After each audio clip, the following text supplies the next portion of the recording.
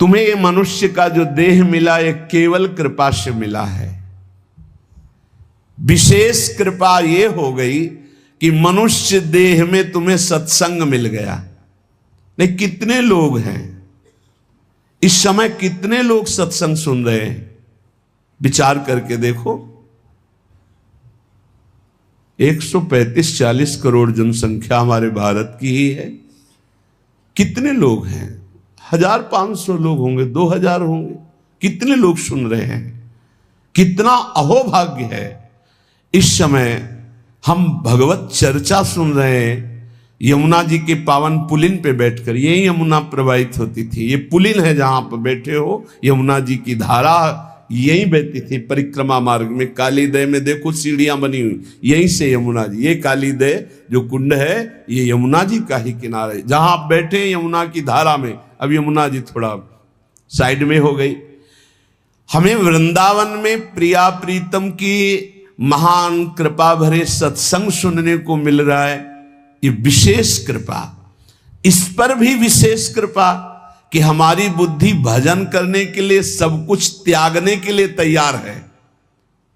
विशिष्ट कृपा। हमारी बुद्धि अब कह रही कि छोड़ो सब कुछ, भजन में लगो, भजन में लगो। इस सुअवसर को हाथ से मत जाने देना, नहीं तो कृपा का अपमान करने वाला केवल पछताता ही पछताता है। ये अहेतुकी कृपा हो गई है। तुम बड़े भाग्यवान हो अगर तुम्हारा मन श्री प्रिया प्रीतम के भजन में लग रहा है, तो तुमसे बड़ा कोई राजा नहीं है। दुखी मत हो। और जिनका भजन में मन नहीं लगा, भोगों में लगे, उनसे बड़ा कोई कंगाल नहीं। चाहे कोई कितना भी बड़ा धनी जमींदार, चाहे जितना बड़ा पदाधिकारी हो, यदि भगवान से विमुख है, धर्म से विमुख है, अधर्माचरण करता है और खूब ऐश्वर्य वैभव, तो उससे बड़ा कोई भिखारी नहीं। क्योंकि हाथ में कुछ नहीं लगेगा पाप के सिवा।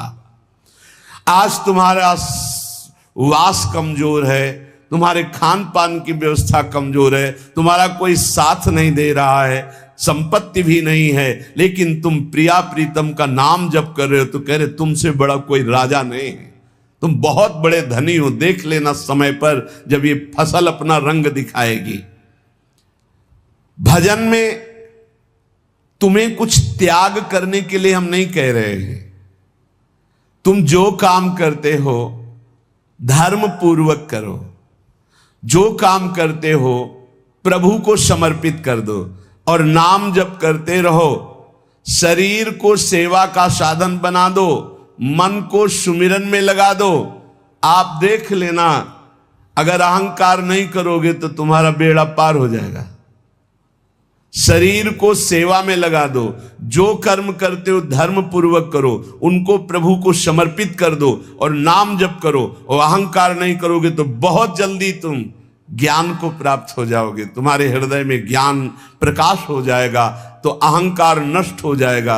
अहंकार नष्ट होते ही भगवत तत्व का बोध हो जाता है।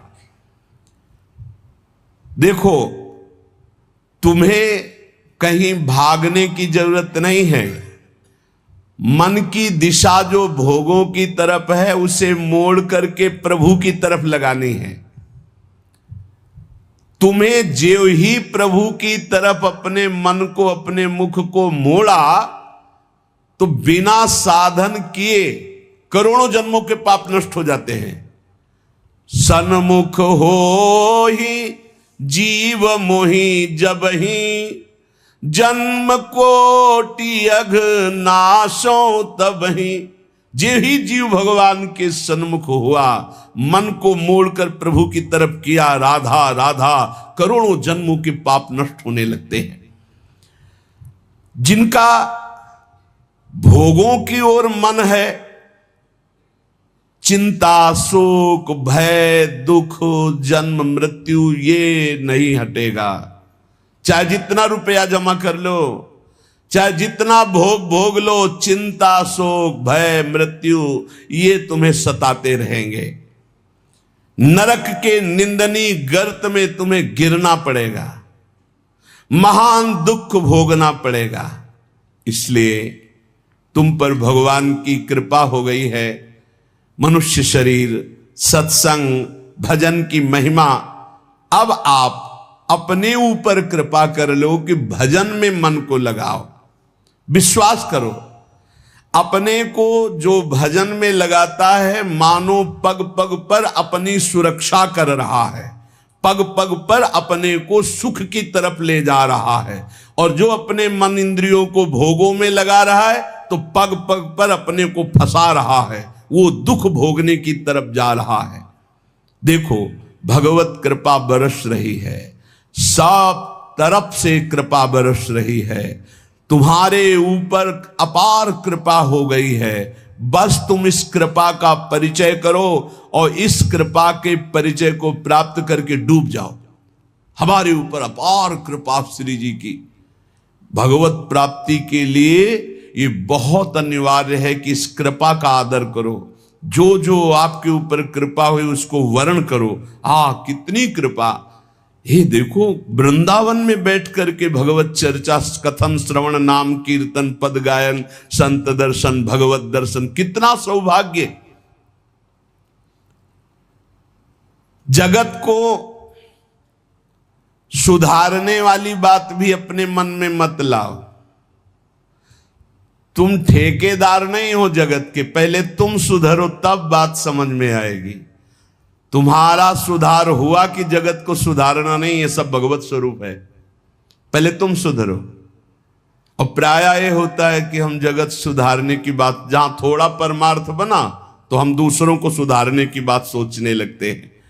पहले तत्व तक पहुंचो, पहले बोध प्राप्त करो, नहीं तो बीच में अगर पूरे सच्चे खिलाड़ी नहीं हो तो माया के पार्षद टांग मार के अपने पक्ष में गिरा लेंगे और तुम अपने पक्ष में पहुंच नहीं पाओगे। इस जगत को प्रभु स्वरूप समझो और अपने आप को प्रभु के चरणों में न्यौछावर करके चुपचाप दीन बन के अपने को छुपाते हुए दीन बंधु के सुमिरन में खो जाओ। जो थोड़ी भक्ति करके लोगों में परिचय बनाना शुरू कर देते हैं कि मैं भगत हूं, मैं अमुक अनुष्ठान कर रहा हूं, मैं अमुक अमुक साधना कर रहा हूं, बिकने लगते हैं। याद रखो, वो प्रभु की प्राप्ति के पथ से बहुत ही भटक जाते हैं। प्रभु के प्रेम रंग को प्राप्त करने के लिए जब तक भगवत प्राप्ति ना हो जाए तब तक परिचय को छुपा के रखना चाहिए। अपना परिचय कोई न जान पावे कि मैं कौन हूं, क्या हूं, कैसा हूं। जितना तुम परिचय छुपाओगे अपना, उतना परिचय प्रभु अपना प्रकाशित कर देंगे आपके सामने। और जितना आप अपना परिचय बढ़ाओगे उतने प्रभु अपना परिचय छुपाते चले जाएंगे। सिद्धांत को समझ लो। जितना आपका परिचय छुपेगा उतना ही आप अपना परिचय प्रकाशित कर देंगे, और जितना आप अपना परिचय प्रकाशित करेंगे उतना ही आप अपना परिचय छुपा लेंगे। प्रभु याद रखो, तुम्हारे ऊपर कृपा निरंतर बरस रही है। कृपा चारों तरफ से घेरे हुए है। कोई क्षण भी ऐसा ना जाए जिसमें तुम कृपा सिंधु प्रभु का विस्मरण कर दो। स्मरण परायण रहे, एक भी क्षण स्मरण के बिना ना जाए। कोई भी क्षण ऐसा नहीं जिसमें तुम विस्मरण करो। सावधान, तुम्हारे ऊपर अपार कृपा है। इसी जन्म में भगवत प्राप्ति कर लो। हम 40 वर्ष की स्मृति को देख करके कह रहे हैं, क्योंकि खास स्मृति जो जागृत हुई इसमें बड़ा परिवर्तन, 40 वर्ष में बड़ा परिवर्तन। आगे अगले जन्म में क्या हमको भजन करने के लिए अवसर मिलेगा पता नहीं, कितना विघ्न आ जाएगा। इसलिए तुम वंचित न रह जाओ भगवत प्राप्ति से, नहीं तो बहुत दुख भोगना पड़ेगा। तुम अपनी प्यारी से प्यारी वस्तु जो है, प्यारे से प्यारे जो संबंध है, उनमें झांक कर देखो। प्यार है तो प्रभु से है। अगर प्रभु शरीरों से निकल जाए तो कोई शरीर से प्यार नहीं करेगा, चाहे पत्नी हो, चाहे पुत्र हो, चाहे कोई प्यारा हो। तुम उसी प्यारे से प्यार करो, निहाल हो जाओगे। सचमुच विश्वास करो, वो सामने नहीं आ रहा पर वो छुप छुप कर आपको बहुत प्यार कर रहा है। सब मम प्रिय, सब मम उपजाए। सच्ची सच्ची सच्ची बहुत प्यार करते हैं प्रभु, बहुत प्यार करते हैं प्रियाजू अपने लोगों को अहेतुकी कृपा। हमारा प्यार देखो क्या है, ईमानदारी से देखो, 100 में 1% प्यार नहीं प्रिया प्रीतम के प्रति, और उनका 100 का 100% हमारे प्रति प्यार है। देख लो कहां हम कौन हैं, कैसे हैं, आज भी कैसे हैं, और उनकी कृपा कहां बैठा ले, क्या कर रही कृपा उनकी, कितना अमोघ। हम कर रहे हैं तो बुरा ही कर रहे हैं, और वो कर रहे हैं तो कृपा ही कृपा कर रहे हैं। हम सो ना बिगाड़न को, तो सो ना समारन को, तो ही मोई परी होड़। जब ये बात हम देखते हैं तो रोना आता है, कहां उनकी अपार कृपा और कहां हमारी नीचता। वो अज्ञात रूप से आपको बहुत प्यार करते हुए हर समय आपको दुलार कर रहे हैं। वो तुम्हें कभी एक क्षण के लिए भी नहीं छोड़ते। तुम केवल निरंतर स्मरण करो तो तुम्हें दिखाई देगा कि उनका परम अभय कर कमल तुम्हारे सर पर रखा हुआ है। अब किसके आशीर्वाद की मांगने की जरूरत है? तो आप पूछेंगे कि यदि इतनी बात आप कह रहे हैं कि हमारे को चारों तरफ से भगवान की कृपा घेरे हुए है, हमारे ऊपर भगवान का अभय वरद हस्त है, तो फिर मैं जल क्यों रहा हूं, मेरे अंदर जलन क्यों है, हृदय क्यों नहीं शीतल हो जाता? दिन रात हृदय में शोक है, विषाद है, चिंता है, आग की तरह जल रहा, चैन नहीं मिल रही है। ये क्या कृपा है आपकी? ये क्या आपका अभय वरद हस्त है? आप कह रहे हो सब पर कृपा है, तो मेरा तो हृदय जलता रहता है, मेरा तो हृदय विषाद चिंता शोक से युक्त रहता है। तो उत्तर यह है, ना आग है ना जलन है, तुम समझ नहीं पा रहे हो, तुम्हारी उल्टी सोच की जलन है, तुम्हारी उल्टी समझ के कारण ये जलन है। अगर समझ जाओगे तो निहाल हो जाओगे। तुम्हारी उल्टी चाल है, दुख की तरफ चल रहे हो, असत का चिंतन कर रहे हो, जो जलन है उसका चिंतन कर रहे हो, उसमें फंसे हो, इसलिए जल रहे हो। क्या होगा? इतनी संपत्ति से क्या होगा? इतना हो जाए तो आज तक कोई ऐसा मिला हो कि हाथ उठा के भगवान से कह दिया हो कि बस अब मत देना, संपत्ति हमारे लिए पर्याप्त है? कभी नहीं। 100 तो हजार, हजार तो लाख, लाख तो 10 लाख, 10 लाख तो करोड़, करोड़ से अरब, अरब से खरब। कितना मर जाओगे, एक चवन्नी तुम्हारे हाथ नहीं जाएगी, 25 पैसे हाथ नहीं जाएंगे। बस ये सोच तुम्हारी तुम्हें नरक ले जाएगी, तुम्हारी दुर्गति कर देगी। यही तुम्हारे जलन का कारण है। जलन का कारण भगवान नहीं है, जलन का कारण और कोई व्यक्ति नहीं है, जलन का कारण आपकी सोच है, आपका चिंतन है, आपका भाव है। इसी भाव को, जो मलिन भाव है, भगवत भाव में लगा दो, अभी आनंद में डूब जाओगे। आपका चिंतन। 2 ब्राह्मण बैठे हुए थे पास, एक भगत आया, उसने कहा आज हमें 2 ब्राह्मण भोजन कराने हैं, आप चलेंगे? बोले हाँ हाँ। गए, अच्छे से भोजन पाया, बाहर निकले, 11 रुपया दे के पैर छुआ। तीसरा ब्राह्मण दूर खड़ा देख रहा था, तो एक ब्राह्मण मुस्कुरा रहा था जो प्रसाद पाके आया था, और दूसरा जल रहा था। तीसरे ब्राह्मण ने पूछा कि आप मुस्कुरा क्यों रहे? तुम कहा यार आज तो भोजन की भी व्यवस्था नहीं थी, भगवान ने कितनी कृपा की, भोजन भी मिला, 11 रुपया दक्षिणा मिली। दूसरे से कहा आपका चेहरा उदास है, आप जलन से युक्त क्यों है? अरे यार हमने सोचा था 51 रुपया देगा, 11 दिया, तो 40 का तो घाटा हो गया ना, इसलिए चल रहा हूं। अब उसमें बोलो भगवान की क्या कमी है?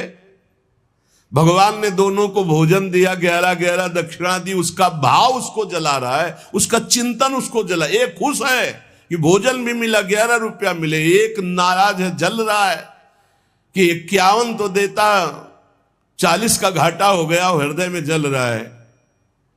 ये जलन, ये शोक, ये चिंता, ये विषाद तुम्हारे चिंतन से है, तुम्हारी गलत दिशा से है, तुम्हारे गलत आचरणों से। भगवान की कृपा आप पर है, पर आप गलत दिशा जा रहे हैं, आप गलत चिंतन कर रहे हैं, आपका गलत भाव है, इसलिए आप शोक विषाद चिंता भय आदि में हैं। तुम्हारा ज्ञान अज्ञान ही है, क्योंकि तुम दुख को सुख मानकर भोगने के लिए दुख की तरफ जा रहे हो। इस संसार में जिसको कहीं कुछ भी अच्छा लग रहा है, कोई भोग, कोई व्यक्ति, कोई पद, कोई वस्तु, वो अज्ञान ही है। दुखालयम अशाश्वतम बोर्ड लगा दिया भगवान ने, यहां नाशवान सब कुछ है जो कुछ भी आपके पास है, और सब दुख देने वाला है परिणाम में। वर्तमान में तो तुम्हें सुखद लगेगा, लेकिन परिणाम में दुख देने वाला यहां सब कुछ है। जो दिखाई दे रहा है वो है नहीं, जो है वो दिखाई नहीं दे रहा। यही माया का कार्य है। इसलिए तुम्हारी सुख की कामना तुम्हें दुख दे रही है। तुम्हारे हृदय में जो ये भाव बैठ गया है कि हम रुपया से, पद से, भोगों से, नाना प्रकार की सामग्री अगर हम मन चाहे मिल जाए तो मैं सुखी हो जाऊं, कभी सुखी नहीं होगे। अगर मिल भी जाए तो कभी सुखी नहीं हो सकते, क्योंकि तब लग कुशल न जीव को, सपने हु मन विश्राम, जब लग भजत न राम को, शोक धाम तज काम। जब तक शोकों के धाम, कामनाओं का त्याग कर भगवान का भजन नहीं होगा, तब तक शांति नहीं मिल सकती स्वप्न में भी मन को। ये जो सृष्टि दिख रही है ये ऐसी है नहीं, ये अविद्या के कारण दिख रही है। ये ब्रह्ममय है, ये भगवत स्वरूप है। भगवान गीता जी में कह रहे हैं, वासुदेवा सर्वमिति स महात्मा सुदुर्लभा। जो महान आत्मा ऐसा देखता है कि सब भगवान, केवल भगवान, पूरे के पूरे भगवान, मत्ता परतरम नान्यत किंचिदस्ति धनंजय, किंचन मात्र कुछ और नहीं, वो भगवान की कृपा से परमानंद में डूबता है। चलो, यदि तुम नहीं सुधर सकते, नहीं छोड़ सकते, तो जो होता है होने दो, तुम नाम को पकड़ लो। तुम्हारे रोकने से न मन रुक रहा है, न इंद्रियां रुक रही, न बुरे आचरण रुक रहे हैं। छोड़ो, रोकने की बात छोड़ो, पकड़ो, नाम को पकड़ो। राधा राधा राधा। अपने आप घृणा ना हो जाए तो हमसे बता देना, अपने आप घृणा हो जाएगी, पक्का हो जाएगी। बड़े बड़े विषयी पुरुषों को ऐसी घृणा हुई कि जीवन में लौटकर कभी भोगों की तरफ नहीं देखा। जीवन में लौट करके ऐसे आसक्त भोगी पुरुष, और जिस समय नाम का कृपा प्रसाद चढ़ा तो लौट करके नहीं देखा उन भोगों की तरफ। तुम तो बस अपने मंगलमय प्रभु के चिंतन में चित्त को जोड़ दो, फिर देखो कैसा परिवर्तन होता है। तुम किसी स्थिति की खास कल्पना मत करो, निश्चिंत हो जाओ। तुम नाम के जपने में चित्त को जोड़ दिया तो ऐसे सुख के प्रवाह में पड़ोगे, तुम्हें पता ही नहीं है कि कितना सुख नाम जापक को मिलता है। अगर नाम जप नहीं करोगे तो तुम्हें पता है तुम सुख के लोभ में ऐसे भयानक जगह गिरने जा रहे हो जहां से तुम्हें केवल हरि बचा सकते हैं, दूसरा नहीं। बड़ा सुंदर दिखाई दे रहा है, बड़ा लुभावना सुखद दिखाई दे रहा है, लेकिन भगवान से विमुख होकर जब इसको भोगने जाओगे तो ऐसा फंस जाओगे कि निकलना मुश्किल हो जाएगा। संसार एक ऐसा सुहाना दलदल है जिसमें जानबूझ के जाके फंस जाया जाता है। दलदल का मतलब होता है ऊपर से एकदम सूखी पपड़ी, ऐसा लगता है कि बिल्कुल आप थल में आराम से चले जाइए, कहीं कोई परेशानी नहीं, और जो ही गए सो गले तक गए, एकदम रबड़ी जैसा वो मिट्टी होती, धंसते चले जाओ। ऐसा दुखद, ऐसा चिंता, शोक, जलन वाला संसार इतना सुहावना बना है माया से कि जानबूझ करके हम इसमें कूद जाते और जलते रहते। चिंता, शोक, भय, ईर्ष्या, द्वेष, काम, क्रोध, लोभ, मोह, मद, मत्सर एक है। ये सब तुम्हें जला देंगे यदि नाम जप नहीं करोगे। इसीलिए हर प्रश्न का उत्तर नाम जप है, क्योंकि सब का बल नाम में ही प्रकट होता है। इस दुख से तुम कभी अलग नहीं हो सकते, ये दुख तुमसे कभी अलग नहीं हो सकता। ये जलाएगा जब तक भजन नहीं करोगे। इसलिए भजन करना सर्वोपरि बात समझ लो। अगर समझ में आ रही हो तो समझ लो, केवल इतना समझ लो, तुम नाम को पकड़ लो, नाम सबसे छुड़वा देगा आपको। एक जन्म स्वांग ही कर लो भक्ति का।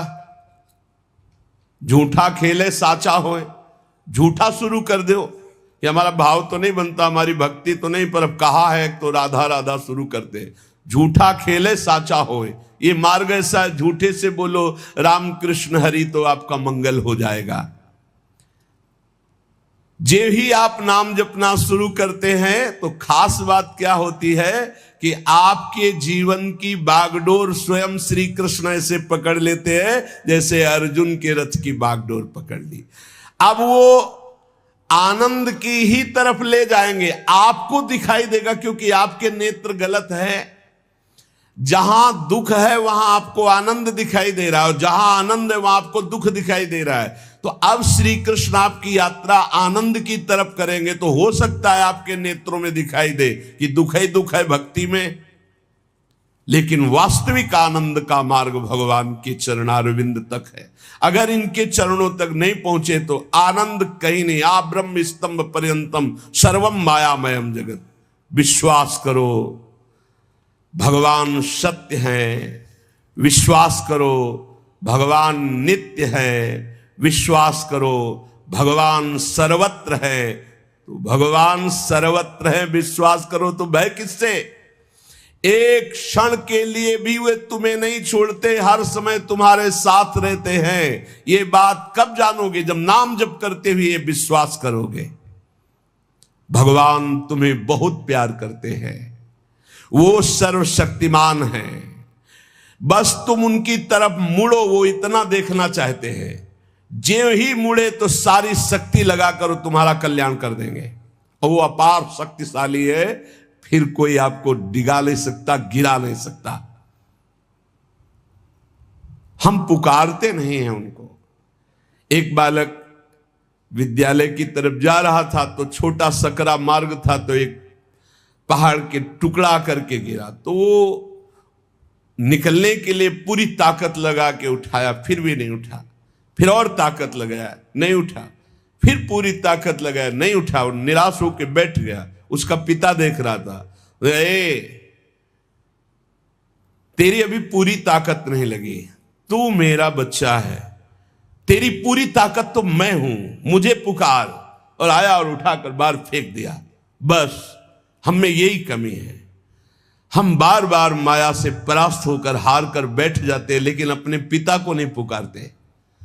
हमारे पिता सम्मम प्री सम्मम उपजाए प्रभु हैं, हमारा पूरा बल प्रभु हैं। अगर हम अपने प्रभु को पुकारें आर्त भाव से तो कोई भी माया का ऐसा रोड़ा नहीं है जो हमारे मार्ग में बाधा पहुंचा सके। विश्वास करो भगवान सत्य संकल्प है। विश्वास करो जब तुम उनसे मिलने का संकल्प करोगे तो तुम्हें कृतार्थ कर देंगे, पर हृदय से तुम मिलना चाहो। तुम उन्हें चाहोगे तो तुम्हारी क्षुद्रता, तुम्हारे पाप, तुम्हारे ताप, तुम्हारी कलुषित जड़ मति मन, ये सब निर्मल हो जाएंगे। यदि तुम उन्हें चाहोगे तो तुम्हारी दरिद्रता नष्ट हो जाएगी। तुम विशाल हृदय वाले परम पवित्र दिव्य चिन्मय मन से उन चिदानंद प्रभु का अनुभव करोगे। अतः तुम केवल उनकी चाह करने के लिए नाम जप करो, तभी ये चाह पैदा होगी, तभी ये चाह टिकेगी। तुम कृतकृत्य हो जाओगे, महान बन जाओगे। ये भिखारीपना छोड़ो कि तुम्हें कोई और सुख दे सकता है, नहीं। ये अनित्य नाशवान संसार में नाशवान भोगों में लगे हुए तुम्हारी मांग पूरी नहीं कर सकते। तुम्हारी मांग अविनाशी परमात्मा से पूर्ण होगी। अनेक जन्म व्यतीत हो गए, अभी तक परमात्मा से नहीं मांगा। बोले नहीं, हम तो कई बार मंदिर में मांग आए हैं। नहीं, ये मांग नहीं सुनी जाती, ये मांग नहीं सुनी जाती। हम तुम्हें बता रहे हैं मांग कहां से होती है। जब नाम जप करते हुए आर्त भाव से प्रभु से कहोगे, प्रभु मुझे पता नहीं क्या सत्य है क्या असत्य है, मेरा मन नाना प्रकार के भोगों को मांगता है, बस ये जीवन आपको समर्पित है, जिसमें हमारा मंगल हो आपका। अब ये मांग सुनी जाएगी। अब इस मांग में विधान बनेगा और आपका एक मार्ग खुलेगा भगवत शरणागति का, और आप दौड़ पड़ेंगे परमानंद के मार्ग में। ये भोगों की मांग मांगने वाले भगवान ज्यादा नहीं देखते। या तो उतना अनुष्ठान करो तो बात सुन लेंगे, नहीं देखते।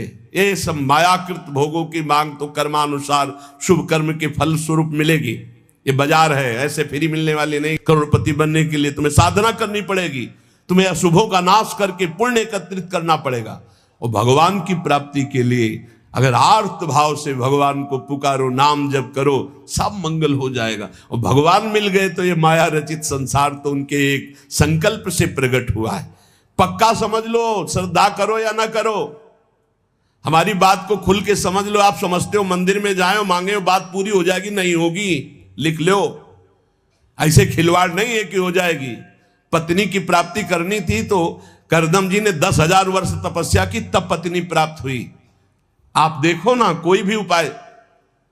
जब पुत्र नहीं हो रहा था दशरथ जी के, तो वशिष्ठ जी के यहां जाकर के प्रार्थना की, महाराज पूरी अयोध्या सुनी सुनी लग रही, बिना संतान के आगे चक्रवर्ती सम्राट पर बैठने वाला कोई अधिकारी नहीं दिखाई दे रहा।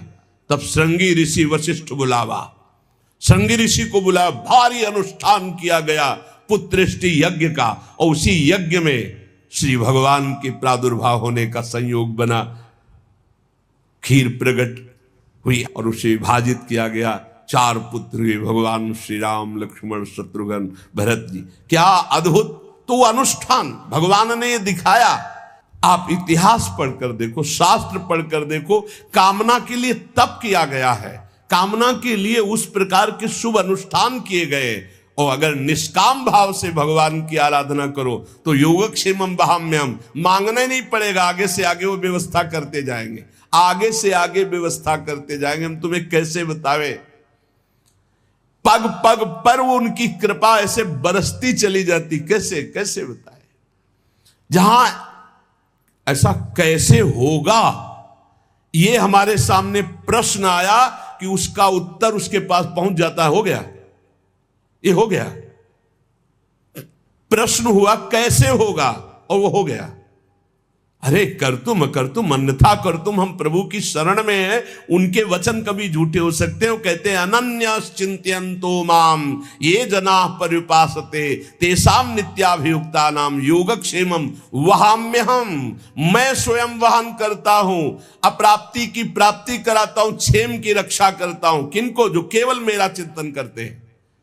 फिर आपको चिंता की बात नहीं, और आप चिंतन नहीं कर रहे, मनमानी भोगाचरणों में उतरे हुए हैं, और आप चले गए मंदिर, भगवान हमारी कामना पूर्ति नहीं होगी, पूर्ति हमारी बात मान लो, उसके लिए अनुष्ठान करना पड़ेगा उस कामना के अनुसार।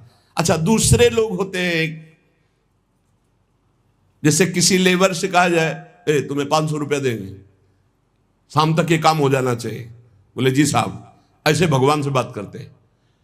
प्रलोभन भगवान को दे रहे हो, घूस दे रहे हो, तुम्हें 56 भोग लगा देंगे, तुम हमारा एक काम कर दो, ऐसे होता है? नहीं। जब कोई बात कहनी है तो हृदय से, आर्त भाव से, नाथ मैं आपका हूं। अपने पिता को कोई घूस देता है, मां 100 रुपया देंगे बाल भोग बना दे, कभी ऐसा कहा है आपने पिता से? कभी लाओ 500 रुपया, हमें जरूरत है। अरे नहीं देंगे, रोज मांगता है। अरे देना पड़ेगा, बाप के सिवा हमारा कोई है नहीं, तो हमको चाहिए, अब आप दो, पापा आपको देना पड़ेगा।